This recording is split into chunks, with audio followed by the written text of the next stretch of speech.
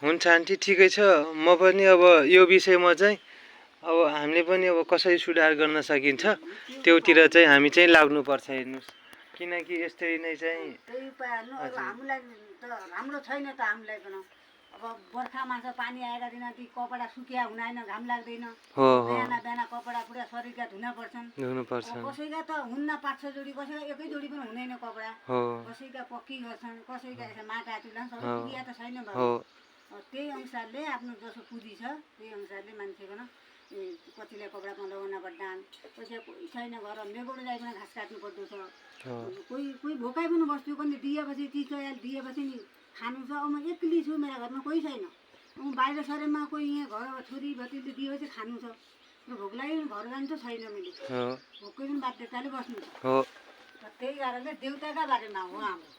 देउता हामीले सफल पार्दो छ भने हामीलाई 6 दिनसम्म हामीले गोठ कुद्न हामीले कारण के आफ्नो घर दर छोडिकन त्यो बाध्यताले देउता ढाङ्ग्री सब जोइसीले यो बसिकन आज हामी सबै जिम्मेवारी लिन्छौँ। यो घरै बस्ने भन्ने प्लान गरेपछि हामी पनि बाहिर जान्छौँ, घरै बस्ला आफ्नो कोठामा। भएपछि हामीले बस्ने ठाउँ हुनु हो, त्यो 6 दिनसम्म बस्ने ठाउँ हुँदैन घरमा। किन देउताले छुट्याएको छ, भगवान्ले छुट्याएको छ। अब चाहिँ महिनाको 1 हप्ता अब परे गर्दै भनेको महिना छुट्याएको छ भगवान्ले। सधैँ त हामी पनि परे गर्दैनौँ। अब चाहिँ आन्टी अब देउतालाई चाहिँ अब मनाउनेतिर कसरी हुन्छ यो देउता चाहिँ अब देउतालाई चाहिँ अब कसरी मनाएर हुन्छ कि के पूजापाठ गरेर हुन्छ? अब यसलाई चाहिँ हामी चाहिँ यो यसरी नै चाहिँ जिन्दगी चल्दैन हेर्नुहोस् आन्टी, होइन? एउटा कुरा भन्ने भने ल ठिकै छ, तपाईँहरूले चाहिँ अलि राम्रो बनाउनु भयो, मैले चाहिँ होइन देखेँ ल बलफको यसरी चाहिँ राम्रै बनाउनु भयो, ठिकै छ होइन। तर हजुर, तर कतिपय चाहिँ अब माटोका हुन्छन् होइन, त्यो अलि अब जस्तै रातिमा कोही आयो भने पनि जे गऱ्यो भने पनि अब थाहा नपाउने खालका पनि कतिपय हुन्छन् होइन।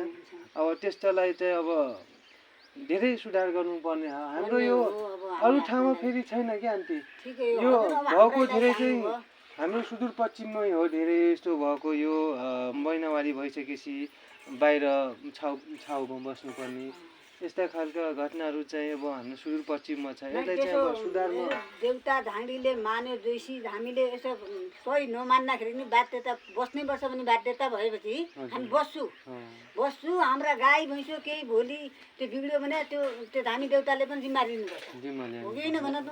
मैले अहिले मेरो गाई दुनुमा हो, अब 1 वर्ष भयो गाई दुन्छु म। अहिले गाई दुनुमा अब यो छुई पऱ्यो अरे मेरो 1 छोरी बाहिर छरेछ, त्यहीकन अब गाई दुनुमा गाई दुबिने भन्छ ल खुन आउँछ।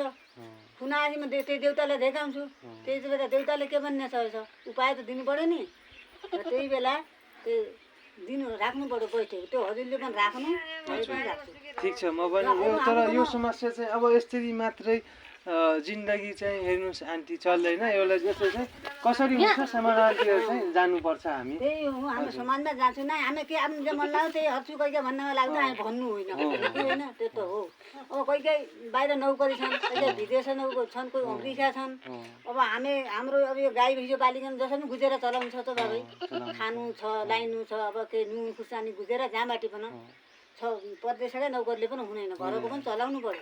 अब त्यो घरको चल्दैन भन्ने भनेपछि हामी कसरी दिन काट्नु पऱ्यो, कसरी व्यवस्था हाल्नु पऱ्यो। त्यो उपाय धामी देउताका मुख चाहिँ हाल्छु हामी।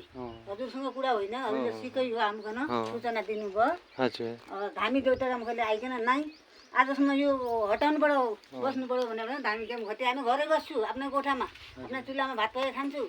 तर यो हाम्रो भएपछि नि त्यो जिम्मेवारी लिनुपर्छ। जिम्मेवारी नलिँदाखेरि भोलि हाम्रो खर्च पानी पनि बेच्नु पऱ्यो।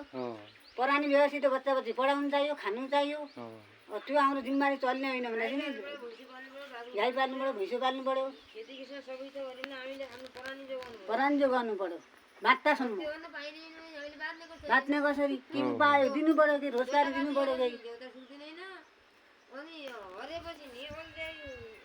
हरेपछि नि अब देउता सुगत्दैन, नहरेपछि नि अब धामी देउता भनेर लौ अब चाहिँ हाम्रा देउतालाई चाहिँ एउटा के गर्नु पर्यो भन्दाखेरि स्वीकार्ने चाहिँ बनाउनु पर्यो। स्वीकार्य राम्रो भयो, स्वीकार्ने हाम्रो सबै थोक पुगेपछि राम्रो भयो, हो कि होइन भने देउता पनि हामी मान्दैछु, पुज्दैछु। हामी जे मन लाग्यो त्यो देउतालाई पनि आजा पूजा हर्न पाइँदैन भन्ने त्यो निम त काहीँ हुँदैन आजा पूजा हरे राम्रो भयो भोलि आफ्नो पनि सफल भयो हजुर त्यो पनि ठिकै छ आन्टी मैले अब हजुरको कुरा पनि बुझेँ सुनेँ र मलाई पनि अब ठिकै लाग्यो तपाईँको कुरा र म चाहिँ अब यस्तै चाहिँ एउटा कुरा चाहिँ के भन्छु भन्दाखेरि यस्तै चाहिँ अब जिन्दगी चाहिँ हेर्नुहोस् कटाउन कठिन हुन्छ गाह्रो हुन्छ होइन अब यसलाई चाहिँ कसरी हुन्छ हामी चाहिँ समाधानतिर चाहिँ जानुपर्छ यो पनि एउटा हाम्रो चाहिँ ठुलो समस्या हो एउटा ठुलो समस्या हो बाहिर ठाउँमा यसरी बस्नु भनेको एउटा धेरै दुःखको कुरा हो नि त यो महिनावारी हुनु भनेको त महिलाले एउटा पाएको वरदान हो एउटा वरदान हो महिनावारी महिला भइदिएनन् भने त बच्चा जन्मिन्छ उमेर पुगेपछि उमेर गइसकेपछि नि महिनाभरिको रोकियो होइन भने त केही अब त भयो अथवा बिराम भयो केही पत्थरिया भयो केही पाटेघर केही खराब भयो उसको अब रहिगयो अब अहिले हाम्रो त यो उँभो उनो फलेउटी हामी हाम्रो उमेर पुरा हुनसम्म त महिना परेको त भगवान्ले दिया है नि यो हप्ता महिनाको एकपल्ट एक बार बाहिर सर्नै पर्छ हाम्रो मेरो छोरी अहिले राति 9 बजे खाना खाई 9 बजे खटियाउने बसिकन किताबेरी पढ्दैथी ऐथिनी छुई भई बाहिर अब के आन्ने मैले ती रात बिस्तराका छेउला सिराते कपडा सब बाहिर फाल्नुपर्ने बाध्यताले भयो बाहिर फालेँ अब चाहिँ त्यो गोबर माटाले त्यो घर पोतेँ अब चाहिँ राति गएर गाईलाई मुतेँ त्यो गाईको गहुँ फालेँ त्यो फुल्का उनले जौका गेडा हालेँ आफ्नो कान्नाको सुनाली त्यसरी फालेर पछाडि कपडा सब गोठोमा फालेर त्यो गोठो गई छोरीकन आज मेरो छोरीकन 7 दिन भए बेली मैले घरै लाग्नु दिएन घर त आउँछन् 6 दिन पनि हामी खाना बनाउनु दिँदैन पानी लाग्नु दिँदैन नलका आबी खिचेर अलग्गै मोटर चालु गरेर हट्छ धुन्छन् 7 दिन गएन अहिले टोइलेट पनि प्रयोग गर्दैनन् 6 दिनका दिन आउँछन् टोइलेट पनि प्रयोग गर्दैनन् हर्दी सके पाइनै नै त हाम्रा त उही हामी प्रयोग गर्दा चाहिँ उही 5 दिनले प्रयोग गरेपछि पानीकै त लसपस हाम्रो कचिलो के आन्नु त हामी ठिकै छ आन्टी अब यसलाई चाहिँ ठिकै छ अब समाधानतिर चाहिँ हामी लाग्नै पर्छ हेर्नुस् यसलाई चाहिँ अब मेरो बोलेको सब रेकर्ड त हर्नु भइहाल्छ हजुर रेकर्ड गर्नु रेकर्ड हरिहाल्छ ओके नराम्रो मानिरहेको छ भने ल्याउनु यही धानी घाँटी सबै हो अब त म यो विषयमा चाहिँ अब कडा अनुसन्धान गर्छु आन्टी र यसलाई चाहिँ यो छाउ पर्थालाई चाहिँ जसरी पनि हुन्छ हटाउनेतिर लाग्छु के कोही नेता आए पनि कोही धामी देउता आए पनि कुरा हुने यही हुन् यही कुरा फेर्नै पाइने नै हाम्रो यही कारणले यसो भएको छ यो कारण देउतालाई चाहिँ कसरी हुन्छ के गरी हुन्छ देउतालाई चाहिँ मनाउनेतिर लागेर चाहिँ अब यो समस्याको समाधान गर्नुपर्छ हामीले आन्टी हेर्नुस् हैन जसरी पनि देउरी दिन्छ यो हटायो भने झनै राम्रो हामी झनै राम्रो